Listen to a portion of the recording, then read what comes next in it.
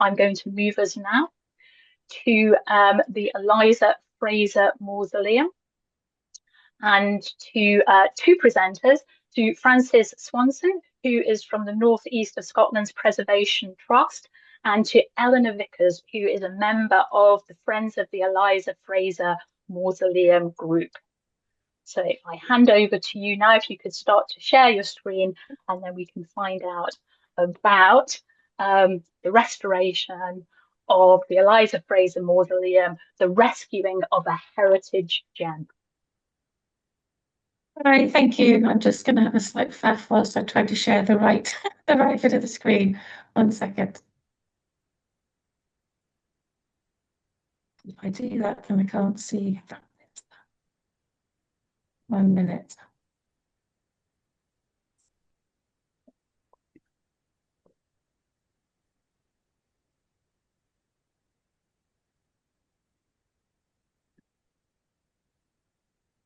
Should be coming through just now. And I think if you can just let me know what you can see, because if I click on start from the beginning. We don't see your slides just yet, Francis. It's coming through. Ah, there we go. Yeah, great.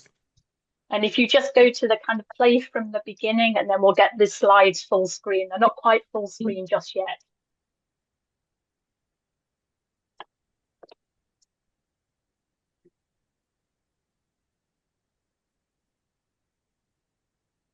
You see, I'm not sure what you can see. Oh, now we can see. Yes, we can see full screen. Thank you. Yep, that's perfect. Okay, brilliant. Right, get my thing. Okay, thank you very much for inviting us to speak today. My name is Francis Swanston. I'm the project manager with the North East Scotland Preservation Trust. We are a building preservation trust that have been around for, since 1985. And since 2019, we've been the owners of the Elyza Fraser Mausoleum. I'm delighted to be sharing this presentation with Elinor Vickers, who is a founding member of the Friends of the Elyza Fraser Mausoleum. But I'll just pass you over to introduce yourself, Elinor, and then. Hi, I'm Elinor Vickers. I'm one of the Friends of the Elyza Fraser Mausoleum. I was asked by another friend to pop along to a meeting and then found myself on the committee, as it often is. My background is in working in historic buildings and as a museum curator. But I'll be talking a little bit after Francis as well, so I'll let you crack on. Thanks. So our talk is mainly from two perspectives about this project. Firstly, the involvement of the Building Preservation Trust and how we came to be involved. And then I'll pass on to Elinor, who will talk very much about the founding days of the Friends Group and the challenges really from 2011 to now and that length of time that it's taken to be able to deliver this project. First of all, I thought I would start with just a little bit of context as to where we are. The Elyza Fraser Mausoleum sits within Cluny Churchyard, which is about 18 miles northwest of Aberdeen in rural Aberdeenshire. It's also a few miles down the road from Castle Fraser, which is the family seat of the Frasers. The castle itself originated in about 1454, and the Fraser family lived there until the 1920s, when it was then sold to a private owner up until 1976, and then the castle itself was then gifted to the National Trust for Scotland after that. Elyza Fraser, who we're talking about today in her mausoleum, she inherited Castle Fraser after her three older brothers were all killed. And then she lived there for many years with her companion, Mary Bristow, and they carried out lots of improvements to the castle and to the landscape around that. And the last person to be buried actually at the mausoleum was in 1946, various sort of descendants of the Fraser family. But she died without any children, which will prove to be important when we come to look at ownership of the mausoleum later. A bit of information about the historical development of Cluny Churchyard itself. We know from OS maps and some limited written records that there was an old medieval church on the site. And we believe that the mausoleum now sits on top of that medieval old kirk. And it's mentioned in the first edition of the OS maps and also in the statistical accounts of Scotland that there used to be an old church that was ruinous by the end of the 1790s. And then the newer church, which you can see at the bottom left of the aerial photograph, was then built at that time. So there's an original old medieval core. and then later phases of the churchyard throughout the 19th and earlier 20th century. And then recently, a couple of years ago, the newer church at the bottom was sold off into private ownership. To the right-hand side of the mausoleum, there's the Cluny Castle and the Cluny Castle estate. The churchyard is owned by Aberdeenshire Council, and I say the NESPT, we own the mausoleum. So there's a number of landowners around this site. As part of the project, which I'll come on to talk a little bit about, we also were able to carry out some geophysics as part of that. And we were very keen to try and find whether there was any above, well, we know there's underground evidence, but there's nothing above ground, unlike the two previous speakers where there's a lovely ruined kirk still in existence. At Cluny, it's gone, although we do think we know where it is. And although the study shows possible anomalies, we don't know this for certain, but we're pretty sure that some of that marked in yellow is possibly the outline of the old kirk with the mausoleum circled to the right-hand side. And we know that this is symbolic to Elyza Fraser and the positioning of the mausoleum, as her or the Fraser family burial aisle was once attached to the medieval kirk. So we think that when the church was taken down or in its ruinous state, Elyza Fraser chose this place to be close to her ancestors, and she was also a patron of the Cluny parish. The Cluny churchyard itself is Category A listed, as well as the mausoleum, which is separately Category A listed. So they're equally important in terms of historic and architectural, social, cultural interest. And the graveyard itself has many other interesting memorials and sort of objects, as it were, as well as the mausoleum. We have a lovely selection of sort of 17th, 18th century grave slabs. We have two other very interesting memorials. One is the terracotta and brick memorial you can see in the top there. The Reed Nadan memorial, which is really, really unusual in the fact that it's made from terracotta and brick in Aberdeenshire. And also the lintel enclosure, which sits slightly to the left of the mausoleum, which we believe to be the work of Aberdeen architect Archibald Simpson. And then in the front there, many of you will have seen these before, but we have 4 mort safes just resting in the graveyard. And as far as I'm aware, certainly in Aberdeenshire, that's the largest single collection of mort safes in one place. And for those that don't know, and I'm sure most of you on this call probably do know, they were placed over graves in the 19th century to deter body snatchers, but they're a really interesting feature of the wider Cluny churchyard. So briefly about the mausoleum. It was designed by architect James Byers on the left and built in 1808 for Elyza Fraser. And it was designed during her lifetime, and she was really good friends with James Byers.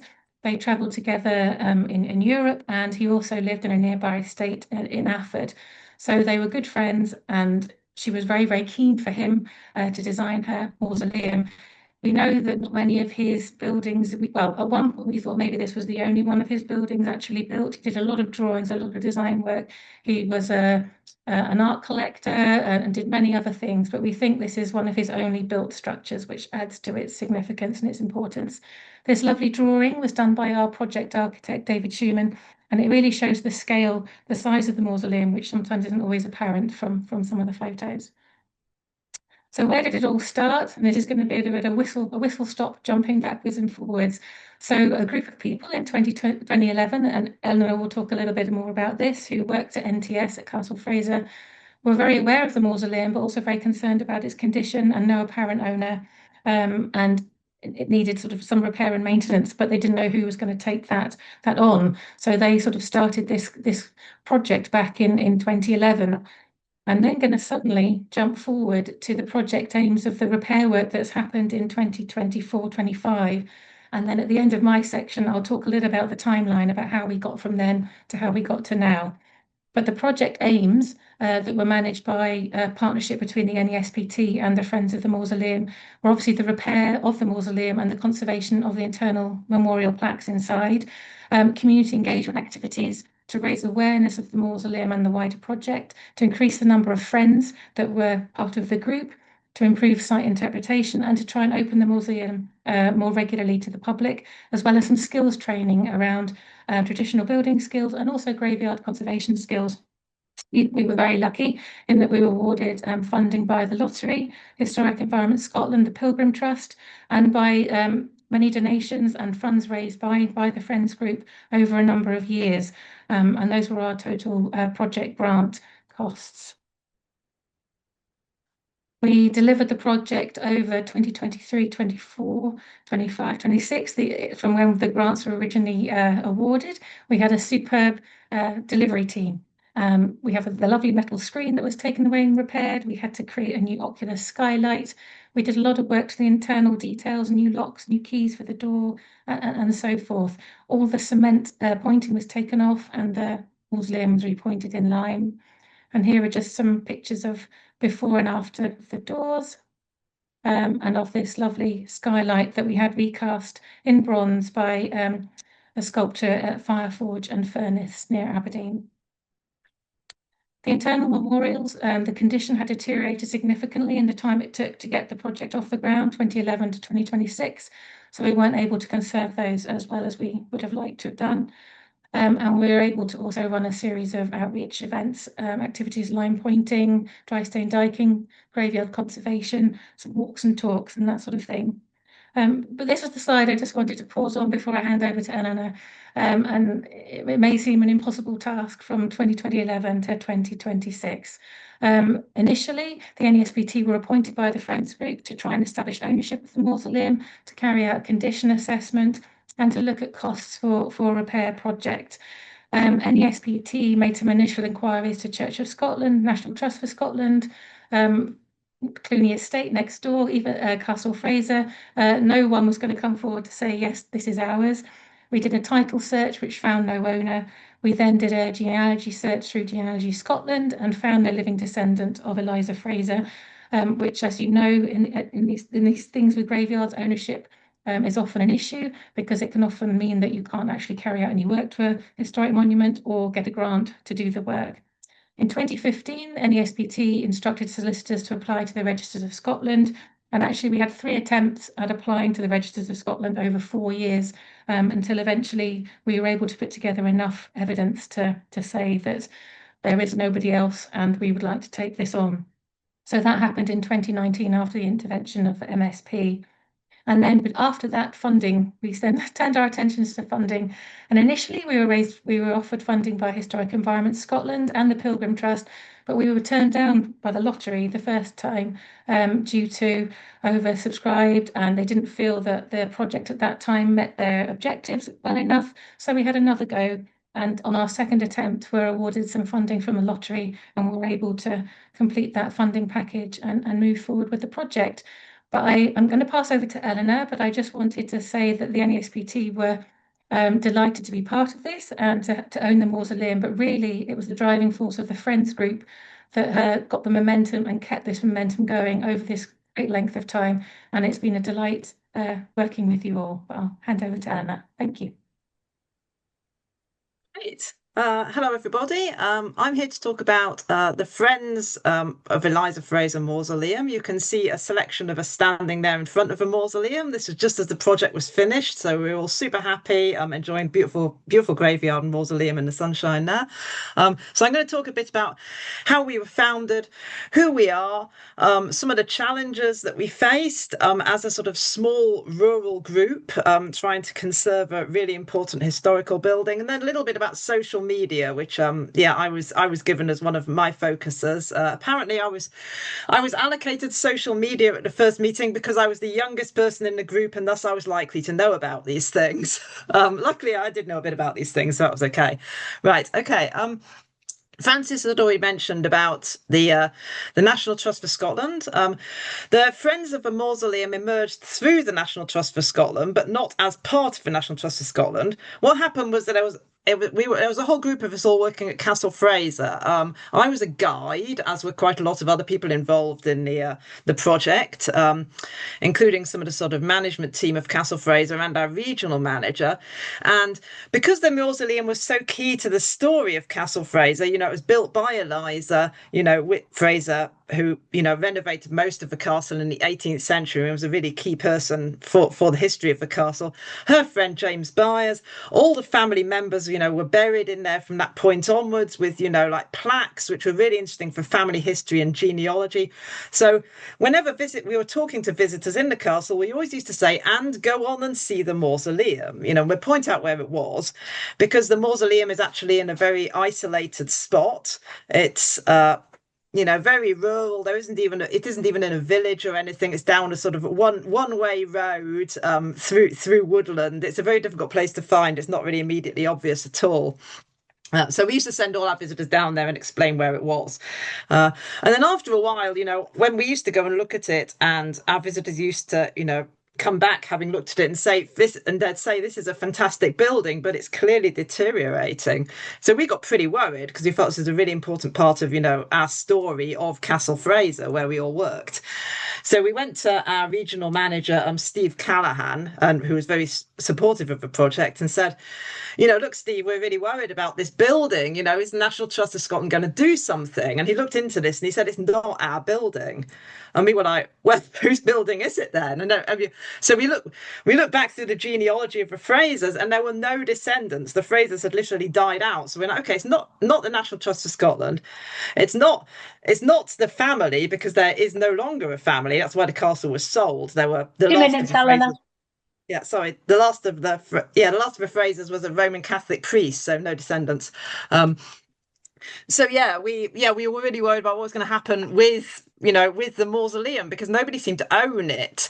And Steve basically said, if you want to save this place, you're going to have to do it yourselves. So we reached out to everybody we knew, which included, North East of Scotland Preservation Trust, a lot of really great contacts that we had through things like Clan Fraser Society, local people, some, local people who are on the heritage field, local people who were working in local, a joiner, for instance, whose family were all buried in the graveyard. As many people as he could find who might become involved, and that was great. We got a sort of small but very passionate group together, and we made some great contacts.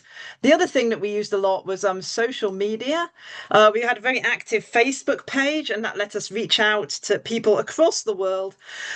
People who are interested in graveyards, mausoleums, the history of the Fraser family, Clan Fraser, Scotland, you name it. It's a great way to reach people. And that was really fantastic for us. And we tried to find as many different stories to appeal to as many different people as possible on there. So things about architecture, things about local history, things about mausoleums themselves, our chairman, John, put a useful little note for me in, because I said, do you have any words of wisdom, John, for people who are doing this kind of thing? And he said, persistence is essential. Finding positive issues is important. And would you believe sometimes bad news can encourage people in adversity? And we certainly had plenty of bad news, because we had 15 years of struggling to do this, being knocked back, not working out who the ownership was, not getting funding. It was COVID times. It was really, really very challenging. But because we had this great group, we managed to sort of power through. We had a lot of support from all the people we've met through the Facebook page, who we also regarded as friends. Can I have a new slide, please, Frances? Okay, great. Yeah, so this shows some things we put on the Facebook page. We did a lot of local events as well, which was not just about fundraising, but also about meeting people, telling them about what we were doing, getting them involved, and that was great. You can see we did sort of wreath making. We did Doors Open Day. Is absolutely brilliant. Everybody should do Doors Open Day. We met so many different people there, young people, families, goths who just like graveyards, people who are interested in mort safes and the medical history of Aberdeen University, you name it. You'll meet so many people that way. It's absolutely fantastic. We through all our contacts, and obviously Frances as well, who has been brilliant for us, we've managed to power through, and after 15 years we are finally done, and we're now hoping to move on to doing the rest of the graveyard as well, because we're suckers for punishment. So we're very excited by doing this. It's amazing project that has been achieved for all these different people coming together, which is really important. Because the other things I wanted to say was about, that quite trendy topic these days, well-being. We had 15 years, some of which were, in COVID and so on. It was a very, very difficult time for everybody. But, we could all come to this beautiful graveyard, this amazing building. We had this inspiring project. We met loads of new people. We made new friends. We were coming together to try and do something that we felt was really worthwhile. And, at the time, that meant everything to us, and it still does. So I would say anyone who could get involved in one of these projects, you will get so much out of it, even just on a personal level. It's an absolutely brilliant thing to do. And I would encourage everyone to become involved in these kind of projects. Okay, thank you very much. Brilliant. Well, that's an absolutely wonderful place to leave the talk, Elinor, and fantastic. Unfortunately, we've kind of run out of time to ask a question, but if you could answer a question in the chat, Francis, which is, was the mausoleum in any way influenced by Arthur's Owen at Stenhouse Estate near Falkirk? If you know the answer to that, that was one of the kind of questions that somebody posed. But if you could answer that in the chat, that would be absolutely splendid. I feel very badly, Elinor, because 15 years is a very long time for a community group to champion something where you have such an obstacle in terms of the ownership in the way. And I thought that you brought it to a close by really emphasizing in such an eloquent and powerful way that it's not just about what communities can give to graveyards, it's what graveyards can give to communities. So thank you so much for that.